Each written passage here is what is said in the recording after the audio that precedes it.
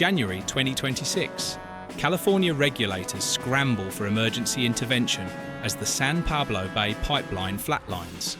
0 nominations for December 2025. 0 crude moving north. Crimson midstream burning through $2 million monthly with no revenue. The pipeline that carried California's own oil from Kern County to Bay Area refineries for decades, dead. And here's what nobody in Sacramento wants you to know. While that pipeline was collapsing, refineries quietly switched to importing crude from Iraq and Saudi Arabia instead. California produces 280,000 barrels of oil every single day. But right now, if you fill up your tank in San Francisco, there's a strong chance that gasoline came from crude shipped 8,000 miles across the Pacific Ocean. Not from Bakersfield, not from oil fields 300 miles south, from the Middle East. How did California go from pumping its own oil to depending on foreign imports? And why is Governor Newsom's office silent while this energy crisis unfolds in real time? Let's establish the facts. Kern County alone pumps roughly 280,000 barrels daily, about 70% of California's total crude production. This is one of the most productive oil regions in the United States. For decades, this oil moved efficiently through the San Pablo Bay pipeline, a 300-mile network connecting Bakersfield's oil fields to Bay Area refineries.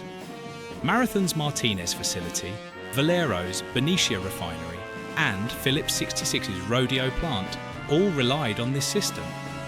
At full capacity, it transported 100,000 barrels per day. That crude became the gasoline California drivers pumped into their cars, the diesel powering trucks, and the jet fuel keeping planes flying. On December 15, 2025, the San Pablo Bay pipeline shut down permanently. Crimson midstream had hemorrhaged $2 million monthly for 18 consecutive months. Total losses exceeded $36 million. Volume collapsed to just 30% of capacity. The company pulled the plug, and that pipeline is not coming back. Without it, California crude has no economically viable path to Northern California refineries. Rail transport would require hundreds of tank cars daily. Trucking would demand thousands of trips weekly. Both cost exponentially more than pipeline transport, and neither exists at the scale needed to replace 100,000 barrels per day. So what are refineries doing? Importing crude from overseas. Ships now carry crude from Iraq, Saudi Arabia, Ecuador, and Colombia. For the first time since 2022, California imported Saudi Arabian crude in July 2025. With approximately 40% of gasoline terminal imports originating from Saudi Arabia. The oil travels thousands of miles by tanker, gets unloaded at West Coast ports, and gets processed into gasoline. Meanwhile, crude in Kern County either ships south to Los Angeles, sits in storage, or stays in the ground. California produces oil, but cannot transport it to its own refineries. So those refineries source from halfway around the world instead.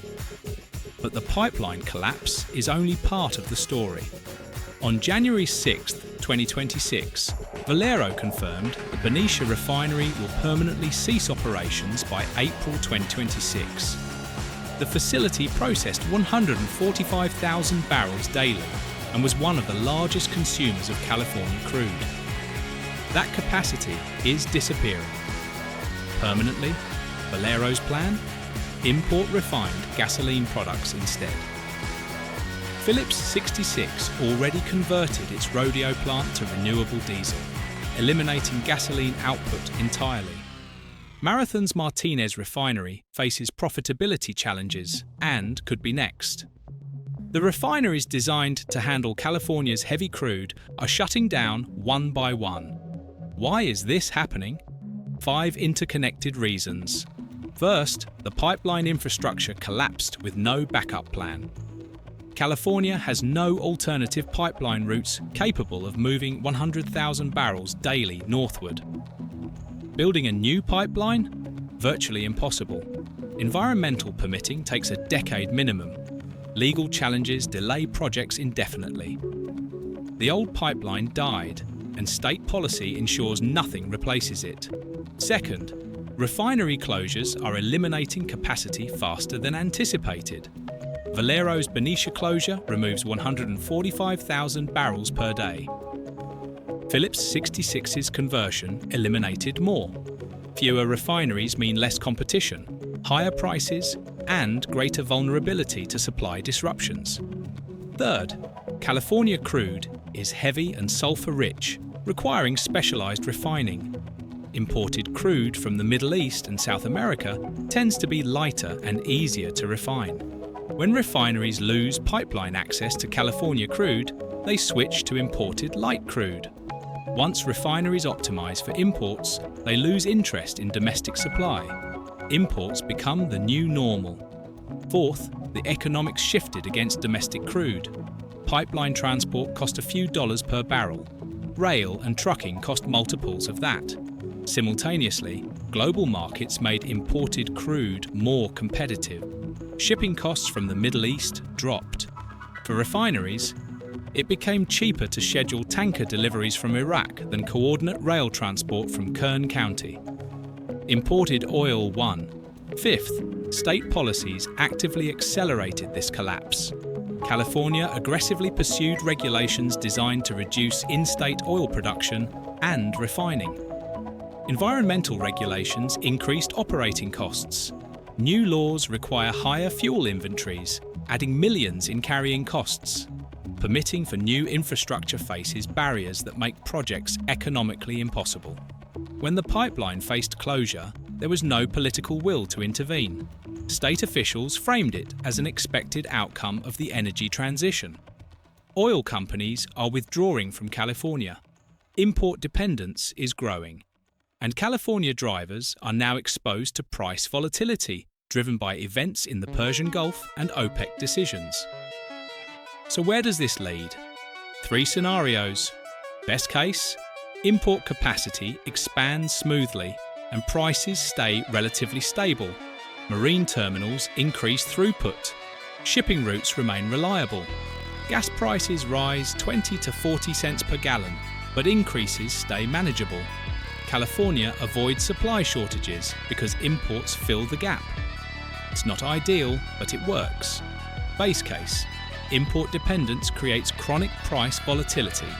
Shipping routes face periodic disruptions from geopolitical tensions, piracy risks, or weather events.